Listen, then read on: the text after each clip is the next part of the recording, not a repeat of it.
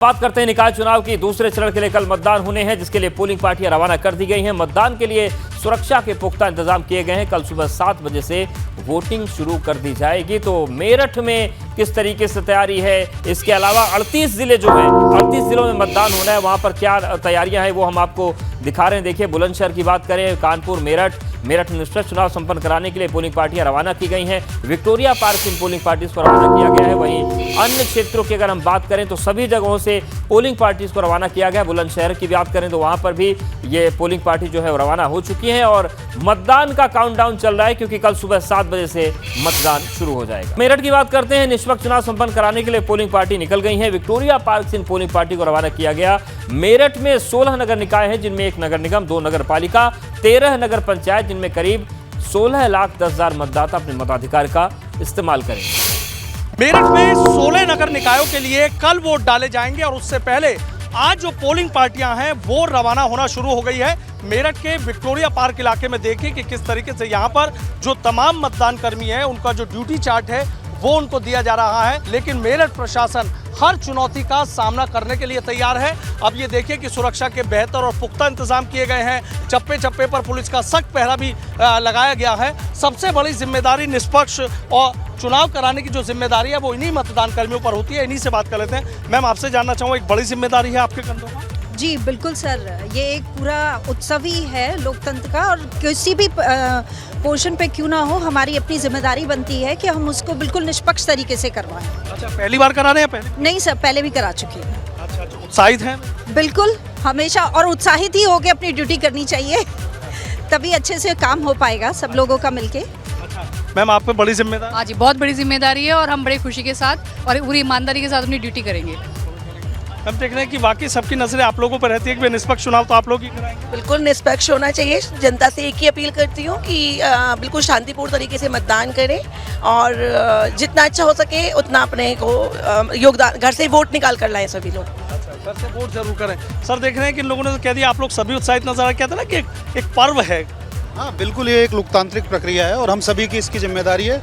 जो लोग वोट देंगे उनकी जिम्मेदारी है घर से अधिक नंबरों में निकलें और वोट करें। और साथ में हम लोगों की जिनकी ड्यूटी लगी इलेक्शन में, हम लोगों की जिम्मेदारी है कि इलेक्शन की शांतिप्रिय बना रहे, इलेक्शन गोपनीयता बनी रहे, पारदर्शिता बनी रहे और बिल्कुल सभी लोग बिल्कुल जोश में हैं। चुनाव कराया जाएगा, बिल्कुल मजबूती से कराएंगे, अच्छी तरह से कराएंगे। मजबूती से चुनाव कराएंगे तो देखिए जनता ये फैसला करेगी कि आखिर उसके मन को कौन जीत पाया और आखिर उन्होंने यहाँ किसको विजयश्री का आशीर्वाद दिया। वीडियो जर्नलिस्ट सत्येंद्र सिंह के साथ सनुज शर्मा, एबीपी गंगा, मेरठ। वही बुलंदशहर में निकाय चुनाव की तैयारियां पूरी कर ली गई। कल निकाय चुनाव के लिए मतदान के लिए पोलिंग पार्टी रवाना की जा रही है। बुलंदशहर में 9 नगर पालिका और 8 नगर पंचायत पर मतदान होना है, जिसका जायजा लिया हमारे सहयोगी अनुभव शर्मा ने। कल 11 मई को होने वाले मतदान को लेकर बुलंदशहर में जो तैयारियां हैं वो पूरी की जा रही हैं। इस समय मौजूद हैं हम बुलंदशहर के डीएवी इंटर कॉलेज में और आप देख सकते हैं इन तस्वीरों में यहाँ कड़ी सुरक्षा के बीच जो पोलिंग पार्टियां हैं उनको मतपत्र और मतपेटियां देकर यहाँ से रवाना किया जा रहा है। आपको बता दें कि कल बुलंदशहर में मतपत्रों के माध्यम से 9 नगर पालिका और 8 नगर पंचायत में चुनाव होना है, जिसको लेकर पुलिस प्रशासन पूरी तरह अलर्ट है। आपको बता दें कि कल इन मतपेटियों में सभी प्रत्याशियों के भाग्य का फैसला कैद हो जाएगा। अनुभव शर्मा, एबीपी गंगा, बुलंदशहर। वहीं कानपुर में कल निकाय चुनाव के मतदान होने हैं, जिनकी तैयारी प्रशासन ने पूरी कर ली है। ज्वाइंट कमिश्नर और कानपुर के डीएम विशाख जी अय्यर की निगरानी पर पोलिंग पार्टी रवाना कर दी गई हैं। एडीएम और एसडीएम को सुपर और सहायक सुपर जोनल मजिस्ट्रेट के रूप में तैनात किया गया। निकाय चुनाव के दूसरे चरण की तैयारी कर ली गई है। जिला निर्वाचन अधिकारी विशाख जी अय्यर हमारे साथ हैं। किस तरह से मतदान को साफ सुथरे निष्पक्ष तरीके से संपन्न कराएंगे, उनसे बात कर लेते हैं। सर, किस तरह से आप लोगों ने तैयारियां की हैं साफ सुथरे निष्पक्ष चुनाव के लिए? देखिए, कानपुर शहर जनपद में नगर निगम कानपुर, नगर पालिका परिषद बिल्लौर घाटमपुर और नगर पंचायत शिवराजपुर और बिठूर, कुल 5 अर्बन लोकल बॉडीज़ हैं जहाँ के चुनाव कल संपन्न होगा। कुल हमारा 1834 बूथ हैं, जिसमें से 1752 बूथ नगर निगम क्षेत्र अंतर्गत हैं और कुल हमारे 10,000 से अधिक मतदान कार्मिक इस पूरे चुनाव में लगाए जा रहे हैं। कुल 129 सेक्टर्स में पूरा क्षेत्र को बांटा गया है। 33 जोनल मैजिस्ट्रेट्स हैं और उनके ऊपर सहायक जोनल मैजिस्ट्रेट्स 11 लोग हैं और 10 सुपर जोनल मैजिस्ट्रेट्स भी लगे हुए हैं। इंतज़ाम और प्रबंध को कर लिया गया है और प्रबंधों के साथ साथ जो मतदान का दिन है उसको लेकर भी निर्देश जारी कर दिए गए हैं। कानपुर से कैमरामैन पंकज निगम के साथ रतीश त्रिवेदी, एबीपी गंगा। निकाय चुनाव के दूसरे चरण के लिए कानपुर पुलिस ने क्या तैयारी की है इसे बताने के लिए हमारे साथ कानपुर पुलिस के संयुक्त पुलिस आयुक्त आनंद प्रकाश तिवारी जी हैं, उनसे बात कर लेते हैं। किस तरह से साफ सुथरे निष्पक्ष चुनाव के लिए आप लोगों ने तैयारी की है? ये स्वतंत्र एवं निष्पक्ष चुनाव के लिए हमने चुनाव प्रबंधन आवश्यकता अनुरूप किया है। हमने सेक्टर के लेवल पे, जोन के लेवल पे, बूथ के लेवल पे और मतदान केंद्रों के लेवल पे होमवर्क किया है। हमने उन सभी क्षेत्रों में जहां से मतदाता निकलेंगे उनके पुराने इतिहास को देख करके, वहां की वल्नरेबिलिटी को देखते हुए, वहां की सिचुएशंस को देखते हुए मैपिंग करके डिप्लॉयमेंट किया है। उद्देश्य साफ है कि लोग ज़्यादा से ज़्यादा आएँ और मतदान करें। हम ऐसे सभी लोगों को जो कि पहले मतदान में गड़बड़ी कर चुके हैं या जिनसे हमें ऐसी आशंका है, हमने उनको बाउंड डाउन भी किया 107-16 में। उन पे हमने नज़र भी रखा है। हमारे LIU के लोग भी ग्राउंड में हैं और हमारे अपने अदर जो चैनल हैं, पुलिस युवा मित्र भी हैं, हमारे सिविल डिफेंस वॉलंटियर भी हैं जो ग्राउंड में हैं और डिफरेंट हमारे मोड ऑफ इंफॉर्मेशन कलेक्शन हैं। तो हम तेज़ी से इंफॉर्मेशन को गैदर करेंगे और तेज़ी से रिस्पॉन्स करेंगे। हर हाल में हम स्वतंत्र और निष्पक्ष चुनाव कराएंगे। तो पुलिस ने आवश्यकता के अनुरूप अपने सारे इंतजाम कर लिए हैं। मतदान के को लेकर के तैयारियां जिला प्रशासन, जिला निर्वाचन अधिकारी के द्वारा और कानपुर पुलिस के द्वारा कर ली गई हैं। कानपुर से कैमरामैन पंकज निगम के साथ रतीश त्रिवेदी, एबीपी गंगा। बड़ी खबर अमेठी से है जहां पर सपा विधायक के पिस्टल तानने का वीडियो वायरल हो रहा है। इंस्पेक्टर के सामने सपा विधायक के पिस्टल तानने की तस्वीरें अब सामने आ गई है। मारपीट की तस्वीरें हमें आपको दिखाई थी, सपा विधायक जुड़े भी थे, लेकिन अब देखिए ये एक नया वीडियो सामने आया है जहां पर सपा विधायक ने पिस्टल तान दी। थाने में विवाद के पहले का वीडियो बताया जा रहा है। सपा विधायक राकेश प्रताप सिंह ने खुद को गोली मारने की बात कही है, सुनिए।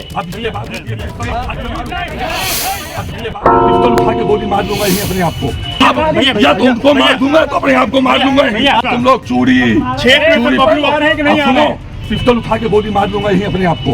अब इसके बाद पिस्तौल उठा के मारूंगा, अब इसके बाद तो देखिए तस्वीर आपको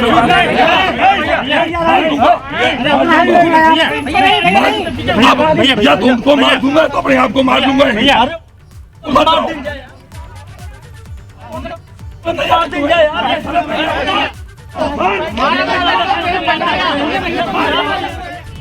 तो देखिए तस्वीर आपको दिखा रहे हैं। अमेठी मामला इतना बढ़ गया कि जो सपा के विधायक है वो कह रहे हैं तुमको भी गोली मार दूंगा, खुद को भी गोली मार लूंगा। हमारे साथ हमारे सहयोगी विवेक जुड़ गए हैं। विवेक, जिस तरीके की तस्वीरें सामने आई हैं, नए वीडियो सामने आ रहे हैं, लेकिन अगर विधायक कह रहे हैं तुमको भी गोली मार दूंगा, खुद को भी गोली मार दूंगा, बात बहुत आगे निकल चुकी है।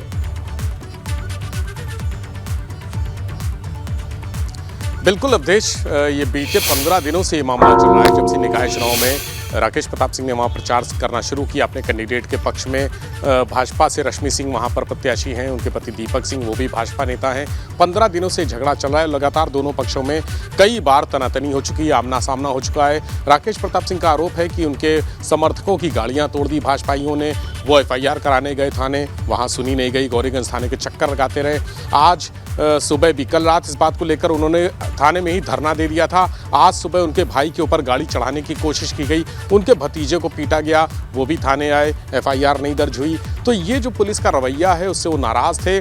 और आज सुबह उस समय घटना बढ़ गई जब दिनेश अपनी गाड़ी से आए, वहाँ उतरे और उन्होंने एक भद्दी सी गाली दी, जिसको लेकर राकेश प्रताप सिंह भड़क गए और उन्होंने मारपीट शुरू कर दी। और वहीं पर जब झगड़ा झंझट हो रहा था तब उन्होंने अपनी पिस्टल निकाली और कहा कि तुमको भी मार देंगे और खुद को भी मार लेंगे। इसका वीडियो भी वायरल हो रहा है सोशल मीडिया पर।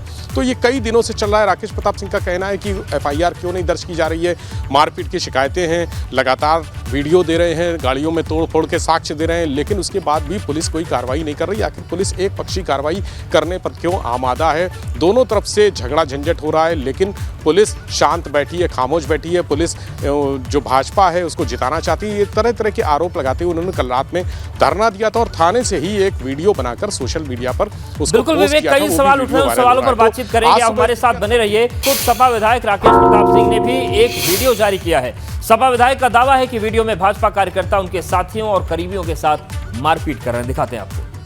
तो राकेश प्रताप सिंह ने एबीपी गंगा से बातचीत की थी। उन्होंने कहा था कि वीडियो मैं भी देने को तैयार हूं और वीडियो उन्होंने दिया भी है। और देखिए ये तस्वीर सामने आ गई है। इसमें उनका कहना है कि जो भाजपा के कार्यकर्ता हैं या जो लोग हैं वो उनके करीबियों के साथ मारपीट कर रहे हैं। सपा विधायक का दावा है कि भाजपा कार्यकर्ता उनके साथियों और करीबियों को मारपीट रहे हैं और उनकी इस बात को लेकर भी नाराजगी है कि उनकी जो रिपोर्ट है दर्ज नहीं हो रही। देखिए ये तमाम तस्वीर और फोटो उन्होंने जारी की है और उन्होंने कहा है कि उनके करीबियों को मारा पीटा गया, लेकिन पुलिस इस मामले में एक्शन नहीं ले रही है। पुलिस इस मामले में FIR दर्ज नहीं कर रही है। और हमारे सहयोगी विवेक लगातार बने। विवेक, जिस तरीके की स्थिति बन रही है, थाने में बीजेपी नेता दिनेश सिंह आते हैं, वो गाली दे देते हैं। थाने में ही राकेश प्रताप सिंह जो सपा विधायक है वो मारपीट करते हैं और उसके बाद ये स्थिति आ जाती है कि पिस्टल निकाल के कहते हैं तुमको भी मार दूंगा, खुद को भी मार लूंगा। ये जो पूरी परिस्थिति दोनों तरफ से बन रही है, इसमें सबसे ज्यादा सवालों के घेरे में पुलिस प्रशासन भी है। क्या पुलिस इस पूरी व्यवस्था को संभालने में पूरी तरीके से नाकाम रहा है अमेठी में? देखिए अवधेश, पुलिस पर ही सबसे ज़्यादा सवाल है, क्योंकि जब 15 दिन या 20 दिन जैसा भी उनका आरोप है, दिनेश का भी आरोप है और राकेश प्रताप सिंह का भी आरोप है, 15 दिन से लगातार ऐसी घटनाएं चल रही हैं, आपस में तनातनी चल रही, तो पुलिस को पहले ही प्रशासन के अधिकारियों के साथ मिलकर बैठकर दोनों पक्षों को बैठाकर शांत करा देना चाहिए। ऐसे में जब चुनाव संवेदनशील है, अमेठी, रायबरेली जैसे जनपदों में जहाँ पर कांग्रेस और सपा और भाजपा तीनों ही पार्टियाँ एक्टिव रहती हैं, वहाँ पर चुनाव को लेकर जो संवेदनशील बूथ थे, जो संवेदनशील क्षेत्र थे जो चिन्हित किए गए थे, वहाँ एक्स्ट्रा फोर्स का इंतजाम किया गया था। तमाम सारी जो औपचारिकताएं होती हैं वो की गई थी। इसके लिए डीजीपी मुख्यालय से निर्देश भी जारी हुए थे, लेकिन वहाँ पर इन चीज़ों को गौर नहीं किया गया। दोनों पक्ष 15 दिन से आमने सामने थे, तनातनी थी। पुलिस ने पूरी लापरवाही इसकी सामने आई है। अगर दोनों पक्षों को पहले से बैठा लेते, बात कर लेते, समझा बुझाकर मामला हल करा देते, तो शायद ये परिस्थितियां ना आती कि विधायक को थाने में बैठना पड़ा, गाली गलौज हुई, मारपीट हुई, थाने में एकदम से हाथापाई हुई, थप्पड़ चले, घूसे चले और उसके बाद पिस्टल भी लहराई गई और धमकी दी गई कि या तो खुद को मार लेंगे या तुमको मार लेंगे। ये हालात पुलिस के पैदा किए हुए हैं और पुलिस की लापरवाही है। जो इलामारन है वहाँ, हालांकि जब घटना हुई तो इलामारन एसपी वहाँ के तुरंत मौके पर पहुंचे और दोनों पक्षों को शांत कराया, लेकिन यही प्रयास अगर 15 दिन पहले जब ये शुरुआत हुई थी उस समय कर लिए जाते तो स्थितियाँ इतनी बुरी ना होती। सोशल मीडिया पर जो पूरी पुलिस है, यूपी पुलिस है, उसकी फजीहत ना होती, क्योंकि ये छोटा सा इंस्टेंस, छोटी सी घटना है, एक जनपद की घटना हो सकती है, लेकिन इसको लेकर पूरे पुलिस प्रशासन पर सवाल उठ रहे हैं। पूरे जो पुलिस मुखिया हैं उनको कटघरे में खड़ा किया जा रहा है कि आखिर जो निर्देश दिए थे, जो गाइडलाइंस दी थी, जिस तरह से संवेदनशील क्षेत्रों को चिन्हित किया गया था, वहाँ के लिए खास तैयारियाँ की गई थी, वो तैयारियाँ कहाँ हैं? इतने छोटे से प्रकरण में अगर इतना बड़ा बवाल हो जाता है थाने पर, सोशल मीडिया पर जो छाया हुआ है पूरा मुद्दा ये कल रात से ही और आज सुबह मारपीट के बाद से तो सोशल मीडिया पर वायरल हैं इस तरह के सारे वीडियो, चाहे वो राकेश प्रताप सिंह के हों या दिनेश के हों या उनकी रश्मि जो पत्नी है उनका भी बयान आया है सामने। तो ये मुद्दा पूरा पुलिस की लापरवाही का है। अगर अमेठी पुलिस पहले से ही इस पर ध्यान दे देती तो शायद ये परिस्थितियां इतनी प्रतिकूल ना होती, इतनी बुरे हालात ना होते, आमने सामने झगड़ा ना होता, सोशल मीडिया पर फजीहत ना होती। चुनाव के मौके पर जब पहले कहा गया, लगातार कहा जा रहा है कि संवेदनशील क्षेत्र हैं, वहाँ पर सावधानी बरती जाए, वहाँ पर जो पहले दोनों पक्ष अगर झगड़े की नौबत है उनको चिन्हित कर लिया जाए, जो पक्ष जिनके बीच में तनाव है, तनातनी है, उनसे बात कर ली जाए, तो तमाम जो समाज के लोग होते हैं उनको बैठा लिया जाए। अगर कोई मानने को तैयार नहीं है तो बीच का रास्ता निकालने के लिए समाज के गणमान्य लोगों को भी बैठा लिया जाए, लेकिन ये सब प्रयास अमेठी में नहीं हुए। इसका नतीजा ये था कि लगातार वहाँ पर आपस में तनातनी होती रही, झगड़े होते रहे। जब प्रचार चल रहा था, प्रचार के दौरान आमने सामने लोग आते रहे, एक दूसरे की गाड़ियाँ तोड़ते फोड़ते रहे, गाली गलौज करते रहे, हाथापाई होती रही, लेकिन बिल्कुल तो ये पूरे हालात देखकर यही लग रहा है कि जो अमेठी की पुलिस है उसने पूरी व्यवस्था को ऑटो मोड में डाल दिया था हालांकि जो हो रहा है होता रहे, उनको भी शायद अंदाजा नहीं रहा होगा कितनी विकट स्थिति बन जाएगी। शुक्रिया आपका विवेक जानकारी के लिए। उस तस्वीर की बात कर लेते हैं जिसमें सपा विधायक राकेश प्रताप सिंह की खुलेआम मारपीट दिख रही है। अमेठी में सपा विधायक राकेश प्रताप सिंह की जो तस्वीरें सामने आई हैं, भाजपा नगर पालिका प्रत्याशी रश्मि सिंह के पति की उन्होंने पिटाई कर दी। रश्मि सिंह के पति दीपक सिंह की गाड़ी को सपाइयों ने घेर लिया। दीपक सिंह को बचाने के लिए पुलिस लेकर पहुंची थाने, और थाने के अंदर पहले से मौजूद सपा विधायक ने जमकर पीट दिया। कल देर रात से सपाइयों की पिटाई का आरोप लगाकर मुकदमा दर्ज करने के थाने के अंदर ही विधायक राकेश सिंह बैठे हुए थे धरने पर। मौके पर तनाव की स्थिति को देखते हुए बड़ी संख्या में पुलिस बल तैनात किया गया है। और सबसे गंभीर बात यह है कि चाहे मारपीट की बात हो सपा विधायक के, चाहे बीजेपी नेता के गाली गलौज की बात हो, या फिर पिस्टल लहरा देने की बात हो, सब कुछ गौरीगंज थाने के भीतर ही हुआ है। ऐसे में सीधे सवाल अमेठी पुलिस पर उठ रहे हैं कि आखिर अमेठी पुलिस मामले को इतना कैसे बिगाड़ गई, उनसे संभला क्यों नहीं। ये दोनों पार्टी अचानक आमने सामने आ गए थे। पुलिस फोर्स रिस्पॉन्ड करने के पहले हल्का फुल्का हाथापाई हो गई थी। इसमें पुलिस ने तुरंत कंट्रोल कर दिया है। ये आम लाकर सामान्य है, जो भी गलती की है उन लोगों के खिलाफ कानूनी कार्रवाई की जाए। कुछ वीडियो मैंने देखा है, उसमें धोखा भी आ रहा है, उसको भी हम जांच करके आगे कार्रवाई। विधायक का भाई उमेश प्रताप सिंह मेरी गाड़ी के सामने वीडियो, शायद यहाँ पे कुछ मीडिया कर्मी भी रहे हों, उनके पास वीडियोस भी हों, और उस कहता है मारो इसको, मार डालो इसको। जब मुझे लगा, जब मेरे ड्राइवर के साइड का शीशा फूट गया, तब मुझे लगा कि नहीं, अब अंदर से मैं सेफ नहीं हूँ। मैं जब अंदर की तरफ जाता हूँ, अंदर मुझे नहीं पता होता है कि राकेश प्रताप सिंह विधायक गौरीगंज अंदर थाने में है। वो भी वीडियो होगा। मैं आराम से खड़ा होता हूँ, पीछे से आके और मारते हुए फिर इसके समर्थक, सैकड़ों समर्थक आके मेरे साथ, राकेश प्रताप सिंह स्वयं गुंडे की बात कहते हुए, मुझसे बड़ा गुंडा इस जनपद में कोई नहीं है, और मुझे मारने का, मार गिरा के जिस तरीके से मारा इन्होंने, मार डालने की बात कही। और उसके बाद भी 2 घंटे थाने के अंदर इतना मेरे साथ कृत्य करने के बाद अभी भी गौरीगंज में थाने में राकेश प्रताप सिंह विधायक स्वयं मौजूद है। मैं चाहता हूं माननीय योगी आदित्यनाथ जी, मुख्यमंत्री जी से, मैं चाहता हूं हमारी दीदी सांसद स्मृति ईरानी जी से, मैं चाहता हूं कप्तान साहब से, मुख्य सचिव जी से, कि इसके खिलाफ सख्त कार्रवाई हो। तो देखिए, ये पीड़ित हैं दीपक सिंह, और ये बीजेपी प्रत्याशी के पति। इनका कहना है कि इन्होंने सामान्य तरीके से अपनी जान बचाने के लिए थाने के भीतर गए थे। जो आरोप राकेश सिंह की तरफ से लग रहा है, राकेश प्रताप सिंह और सपाइयों की तरफ से, सपा के नेताओं की तरफ से, कि दीपक सिंह ने गाड़ी चढ़ाने की कोशिश की उनके भाई पर, लेकिन दीपक सिंह का कहना है कि मेरी गाड़ी को घेर लिया गया, मारने की बात कही जा रही थी, इसलिए मैं पहुंचा। लेकिन सवाल ये है कि जो कुछ भी हुआ, लेकिन क्या इस परिस्थिति में विधायक राकेश प्रताप सिंह कानून से ऊपर हैं? क्या विधायक को गुंडागर्दी का लाइसेंस है कि अगर आपके हिसाब से चीजें नहीं हो रही है तो आप किसी को मारने पीटने लगेंगे?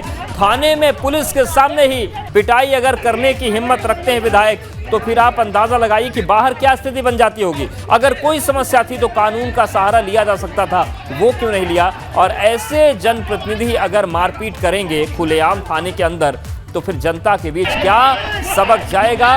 गलती किसी की भी हो सकती है, वो जांच का विषय है, लेकिन ये क्या स्थिति बना सकता है कोई विधायक कि अगर उसके मन से कार्रवाई नहीं हो रही है तो फिर वो कानून को अपने हाथ में लेकर किसी को मार पीट देगा और पिस्टल लहरा देगा।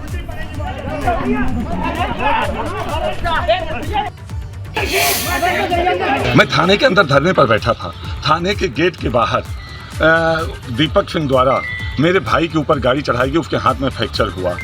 मैं मेरे मैनेजर को ज़बरदस्ती, जिन लोगों ने पीटा 3 गाड़ियों के साथ, उनको पकड़ के ना मेरे मैनेजर को थाने में ला के बंद कर दिया गया। मैं उससे हालचाल पूछ ही रहा था कि थाने के गेट पे मेरे भाई पे गाड़ी चढ़ाई गई, और अंदर गाड़ी लाके, गाड़ी खड़ी देखे किस तरह से प्रत्याशी के पति ने कहाँ लाके गाड़ी खड़ी किया। मैं विधायक होकर यहाँ तक कभी गाड़ी नहीं लाया था, और यहाँ आके मेरी माँ बहन की गाली दे गई और मुझ पे हाथ। पुलिस अपराधियों को संरक्षण दे रही है। वीडियो देखने के बाद भी कार्रवाई नहीं कर रही है। वीडियो सहित, प्रूफ सहित मैं पुलिस को सारी जानकारियाँ दे रहा हूँ। हत्यारे यहाँ घूम रहे हैं, अलग अलग जनपदों के टॉप 10 के अपराधी यहाँ घूम रहे हैं, लेकिन पुलिस किसी को मना नहीं करना चाहती है। पुलिस अब यहाँ केवल हत्या करवाना चाहती है। बड़ी खबर आ रही उत्तराखंड के लिहाज से। जोशीमठ में जमीन धंसने को लेकर एक बड़ी खबर है। एनडीएमए की फाइनल रिपोर्ट पर सरकार ने एमएचए से गुजारिश की है, जिसमें कहा गया है कि 6 महीने में अब तक 8 एजेंसियों की रिपोर्ट कंपाइल नहीं हो पाई। इनमें से कुछ एजेंसी ने अपनी प्राथमिक रिपोर्ट तक नहीं सौंपी है। ऐसे में साफ है कि जोशीमठ में अध्ययन कर रही अलग अलग केंद्रीय 8 एजेंसियों की रिपोर्ट में लेट लतीफी हो रही है। इसके साथ ही कुछ केंद्रीय एजेंसियों ने राज्य सरकार को अभी तक सिर्फ अपनी प्राथमिक रिपोर्ट ही सौंपी है। एजेंसीज की प्राथमिक रिपोर्ट में भी साफ नहीं हो पाया है कि कौन सा क्षेत्र सुरक्षित है और कौन सा सुरक्षित। राज्य सरकार की तरफ से इसकी रिपोर्ट देने के लिए एमएचए से रिक्वेस्ट किया गया है और ऐसे में फाइनल रिपोर्ट मिलने के बाद ही राज्य सरकार कोई फैसला लेगी। तो देखिए, जोशीमठ में जिस तरीके से प्राकृतिक आपदा का दौर आया, पूरा का पूरा शहर संकट में आया, उसमें चौंकाने वाली बात यह सामने आ रही है कि जो 8 एजेंसी जांच कर रही हैं उनमें से कुछ ने अपनी प्राथमिक रिपोर्ट ही जमा की है और उसमें भी ये कारण वो नहीं निकाल पाए कि आखिर कौन सा क्षेत्र सुरक्षित है, कौन सा सुरक्षित है। और इसको लेकर अब राज्य सरकार की तरफ से गृह मंत्रालय को गुजारिश की गई है, जिसमें कहा गया है कि 6 महीने से अब तक 8 एजेंसी की रिपोर्ट कंपाइल नहीं हुई और ऐसे में ये जरूरी है कि इनकी रिपोर्ट जल्दी मिले ताकि समझा जा सके कि कौन सा क्षेत्र सुरक्षित है और कौन सा असुरक्षित है।